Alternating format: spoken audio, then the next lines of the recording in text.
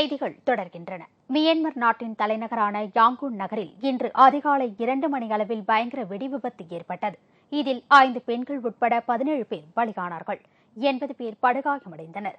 Myanmar நாட்டில் தலைநகரான Yangon நகரில் உள்ள ராணுவ தளவாடங்கள் வைக்கப்பட்டுள்ள குடோனில் இன்று அதிகாலை 2 மணிக்கு திடீரென குண்டுகள் வெடித்தன.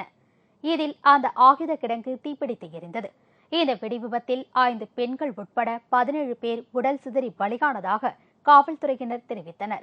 ஆனால் இதில் 50க்கும் மேற்பட்டவர்கள் பலியானதாக பொதுமக்கள் தரப்பில் கூறப்படுகிறது. தகவல் அறிந்த தீயணைப்புத் துறையினர் விரைந்து வந்து ஆயுத குடோனில் எரிந்து கொண்டிருந்த தீயை போராடி அணைத்தனர். அமெரிக்காவில் நியூயார்க் நகர மக்கள் 2011ஆம் ஆண்டின் தீய நிகழ்வுகளுக்கு விடை கொடுத்து வர இருக்கும் 2012 புத்தாண்டை வரவேற்கும் விதமாக அங்குள்ள டைம்ஸ் சதுக்கத்தில் திரண்டனர். உலக அளவில் பல்வேறு முக்கிய நிகழ்வுகளையும் மறக்க முடியாத சம்பவங்களையும் கடந்து வந்த 2011ஆம் ஆண்டு இன்னும் 2 நாட்களில் விடைபெறுகிறது. அதைத் தொடர்ந்து 2012 புத்தாண்டு வருகிற ஞாயிற்றுக்கிழமை பிறக்க உள்ளது. புத்தாண்டை உலகமே ஆவலுடன் எதிர்நோக்கியுள்ள நிலையில் அமெரிக்காவின் நியூயார்க் நகர மக்கள் அங்குள்ள டைம்ஸ் சதுக்கத்தில் திரண்டு 2011ஆம் ஆண்டின் தீய நிகழ்வுகளுக்கு விடை கொடுத்து 2012ஆம் புத்தாண்டை வரவேற்கும் விதமாக கூடியிருந்து பார்வையாளர்களை வெகுவாக கவர்ந்தது. அப்போது அவர்கள் ஒவ்வொருவரும் தாங்கள் 2011ஆம் ஆண்டில் சந்தித்த மறக்க முடியாத சம்பவங்கள், உடல்நலக் குறைவு, காதல் தோல்வி, பணப்பிரச்சினை உள்ளிட்ட பல்வேறு பிரச்சினைகளை ஒரு காகிதத்தில் எழுதி அதனை கிழித்து குப்பை தொட்டியில் போட்டுவிட்டு வர இருக்கும் 2012ஆம் புத்தாண்டு நம்பிக்கை தரும் ஆண்டாக அமைய வேண்டும் என்று வேண்டிக் கொண்டனர்.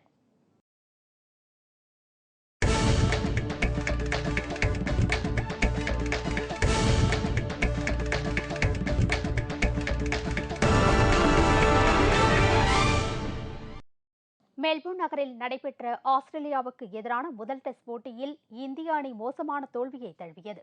ஆஸ்திரேலியாவில் சுற்றுப்பயணம் மேற்கொண்டுள்ள இந்திய அணி 4 டெஸ்ட் போட்டிகள் கொண்ட தொடரில் விளையாடுகிறது. இரு அணிகளுக்கும் இடையேயான முதல் டெஸ்ட் போட்டி மெல்போர்னில் நடைபெற்றது. டாஸ் வென்ற ஆஸ்திரேலிய அணி முதலில் பேட்டிங்கை தேர்ந்தெடுத்தது.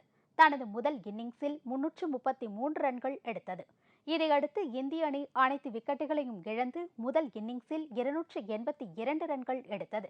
51 ரன்கள் முன்னிலையில் தனது 2வது இன்னிங்ஸை தொடங்கிய ஆஸ்திரேலிய அணி நேற்றைய ஆட்ட நேர முடிவில் 8 விக்கெட் இழப்பிற்கு 179 ரன்கள் எடுத்திருந்தது. இதைத் தொடர்ந்து இன்று விளையாடத் தொடங்கிய ஆஸ்திரேலிய அணி 240 ரன்கள் எடுத்து அனைத்து விக்கெட்டுகளையும் இழந்தது.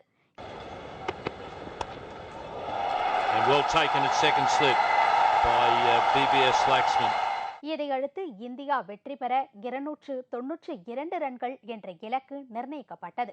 இதைத் தொடர்ந்து களமிறங்கிய இந்திய அணியின் தொடக்க வீரர் வீரேந்திர சேவாக் 7 ரன்களுக்கு அவுட் ஆனதால் ரசிகர்கள் அதிர்ச்சி அடைந்தனர். இதையடுத்து கௌதம் கம்பீர் 13 ரன்களிலும் ராகுல் டிராவிட் 10 ரன்களிலும் அவுட் ஆகினர்.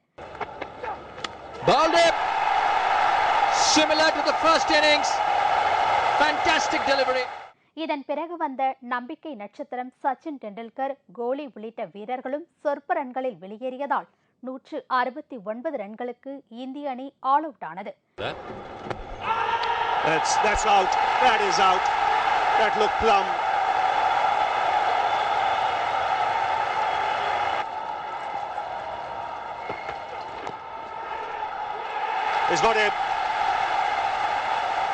இதன் மூலம் ஆஸ்திரேலிய அணி 122 ரன்கள் வித்தியாசத்தில் அபார வெற்றி பெற்றது.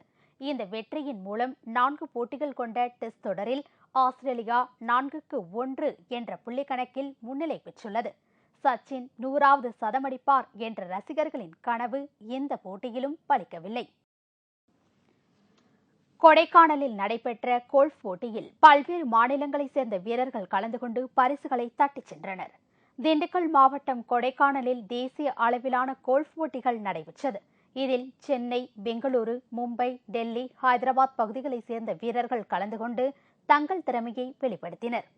மிக்ஸ் குரூப்பை சேர்ந்த சென்னை வீரர்களான பிரசாந்த், வில்ல ராமநாதன் ஆகியோர் 60 புள்ளிகள் எடுத்து முதல் பரிசை தட்டிச் சென்றனர். 2ஆம் பரிசை பெங்களூரை சேர்ந்த கௌதம், அபிஷேக் ஆகியோர் தட்டிச் சென்றனர். வெற்றி பெற்ற வீரர்களுக்கு பரிசுகள் வழங்கப்பட்டன. இத்துடன் செய்திகள் நிறைவடைகின்றன. மீண்டும் செய்திகள் மாலை 6 மணிக்கு.